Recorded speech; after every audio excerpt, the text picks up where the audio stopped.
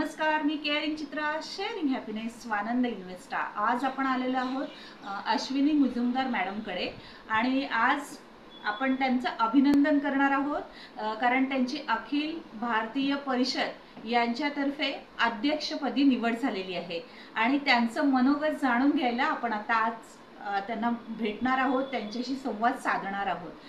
तर मॅडम, तुमचं पहिल्यांदा खूप खूप मनापासून अभिनंदन. आणि आता आम्हाला तुमच्याविषयी खूप ऐकायचं आहे कारण तुम्ही ह्या वयात एकदम मस्त ऍक्टिव्ह आणि आम्हाला खूप तुमच्या छान कविता पण बघायला मिळतात, वाचायला मिळतात. प्रत्येक ग्रुपवर तुमचं सतत नाव येत असतं आणि मला अशी उत्सुकता आहे की कशा पद्धतीने तुम्ही करताय, तर तुमच्याबद्दल सांगा ना थोडंसं काय. माझं नाव सौ अश्विनी अरविंद मुजुमदार. माझं शिक्षण BAला मी मानसशास्त्र विषय घेऊन BA केलं आणि त्यानंतर विशेष म्हणजे लग्नानंतर मी 12 वर्षांनी MA केलं. 12 वर्षांनी? हो. अरे बाबू. आणि मिस्टरांची पण तुम्हाला तुमच्या शिक्षणासाठी साथ होतीच आणि माझ्या मुलींची वगैरे पण माझ्या या क्षेत्रामध्ये खूप मदत असते, साथ असते आणि त्यामुळे मी हे सगळं करू शकते. आवड आणि त्यांनी स्वतःचं पॅशन, मिशन हे सगळं एकत्र केल्याने आज जे आपल्याला दिसतात अध्यक्ष, त्यांनी जे पद भूषवलेलं आहे तर त्या दिसत आहेत आपल्याला. ते सगळं आतापर्यंतच्या केलेल्या सगळ्या कष्टांचं गुपित आहे असं म्हणूया. मॅडम, तुमचं काय, मग तुम्ही 12 वर्षानंतर MA केलं आणि मग त्याच्यानंतर मग काय कसं काय? MA केल्यामुळे मला खूप फायदा झाला कारण माझं शब्दांचं भांडार खूप वाढलं त्याच्यामुळे आणि संत साहित्याचा अभ्यास होता आम्हाला अभ्यासायला, त्याच्यामुळे खूप छान संत साहित्याचा पण अभ्यास झाला, वाचन भरपूर झालं आणि शब्द संग्रह. त्यामुळे मला मुळात पहिल्यापासून वाचनाची आवड होती, लहानपणापासून. त्यामुळे मग ती वाढली वाचनाची आवड आणि त्याचा पण मला खूप म्हणजे फायदा झाला.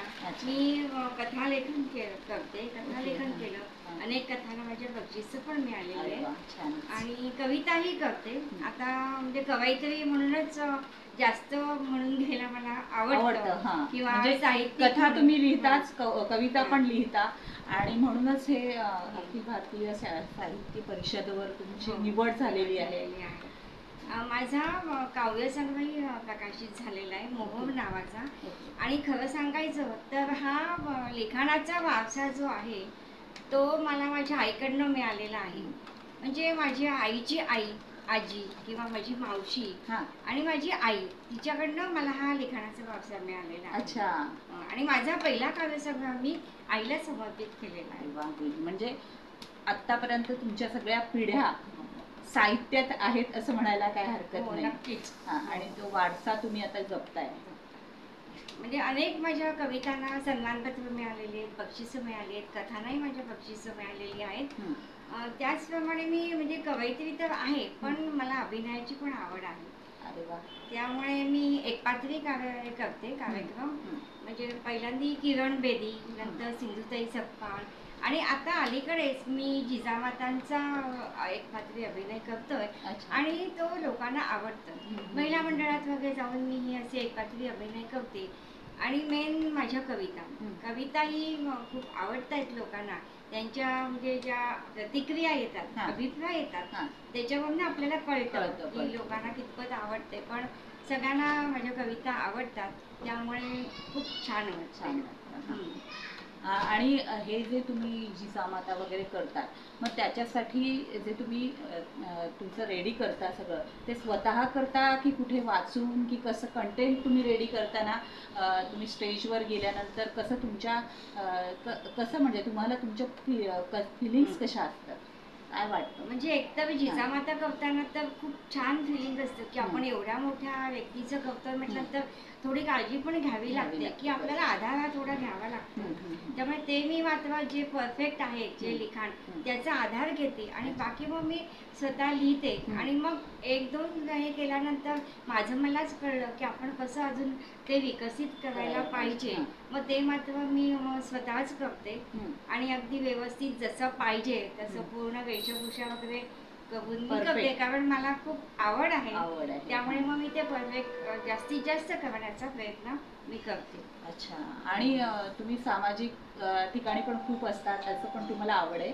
हो, मला समाजसेवेची पण आवड आहे कारण माझे वडील पण समाजसेवा करायची, त्याच्यामुळे मला त्याची खूप आवड आहे.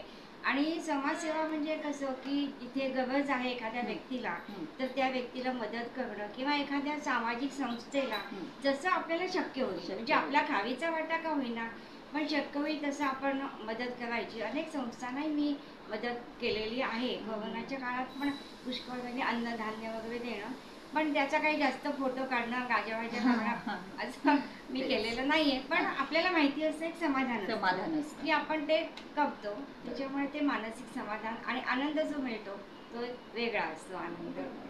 दान देण्याचे फोटो काढण्यापेक्षा मॅडम असं की त्यांना दान देण्यात जे समाधान वाटतं त्याच्यासाठी त्या दान देत असतात. आणि अशाच प्रकारे त्या वेगवेगळ्या ठिकाणी त्यांचा सत्कार सतत होत असतात. तर आम्हाला पण त्यांच्याबरोबर आज बोलून खूप आनंद झाला. आणि असेच मॅडम तुम्ही उत्तरोत्तर तुमची प्रगती होऊ द्या आणि तुमचं कुटुंबाचं पण छान सगळ्यांची प्रगती हो याच्या शुभेच्छा देऊन आज आपण अश्विनी मुजुमदार मॅडमचे परत एकदा अभिनंदन करूया. धन्यवाद. धन्यवाद.